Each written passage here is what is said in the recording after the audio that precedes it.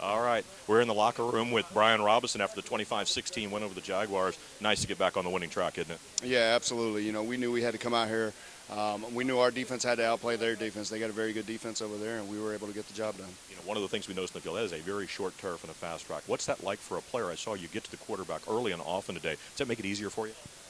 Yeah, a little bit. What we want to do is we want to be able to stop the run and get them in pass situations where we can pin our ears back and rush today. We were able to get to them early, which can be good sometimes, but it can be bad sometimes because a lot of times the teams will go to max protect. But we were able to stop the run today, which didn't allow them to do that. So it was very good to get to him early and often and be able to put some pressure on him. How hard is it to defend a long field? I mean, you're talking about a 99-yard thing to where if they get past that first line of defense, they could be gone. How difficult is that? Well, we work on those things every single week, every single day, really. So for us, it's about making sure that we can keep them pinned back and try to get ourselves in good field position. We had a couple times we let them get a few first downs.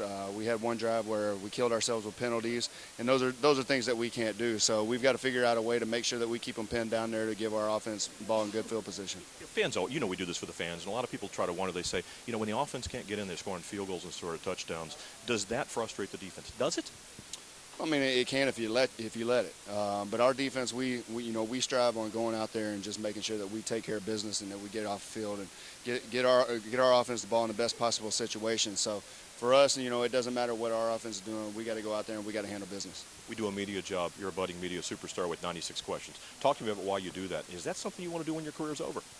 I don't know. I mean, we'll see. I mean, I want to be able, whenever I'm done playing, to spend time with my family and hang out with my kids and my wife and support her in the things that she does in the rodeo world. So we'll see how it goes. Right now, my mind's concentrated on making sure that we can try to get to the playoffs this year.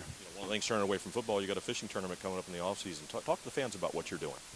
Well, I mean, I do a lot of stuff, fishing in the off season anyways. A lot of tournaments that I fish with some buddies and my father. So it's definitely a big-time passion of mine. And then we set up the Reel 'em In Foundation last year, benefiting canines for cops. And we have a fishing tournament, one down in Texas on April 1st and 2nd, down on Lake Sam Rayburn. And then we're going to have another one in Minnesota, May 12th through the 14th, out of Wabasha in the Mississippi River. So those are two events that I'm really excited about. We've got, Bass Elite anglers that are going to be down in Texas. We've got FLW Tour pros that are going to be up in Minnesota. So it should be a great event in both places. You waited for a later day for that cold in Minnesota.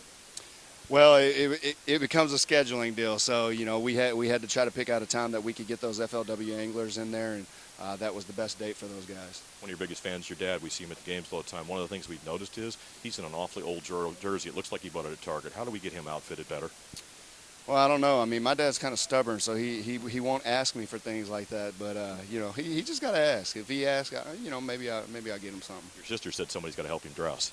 Well, that's true too. Yeah, no style. No doubt. Hey, listen, appreciate the time. Congratulations on the win. Thank you, man. Appreciate it. From Everbank Stadium, I'm Tom Moore.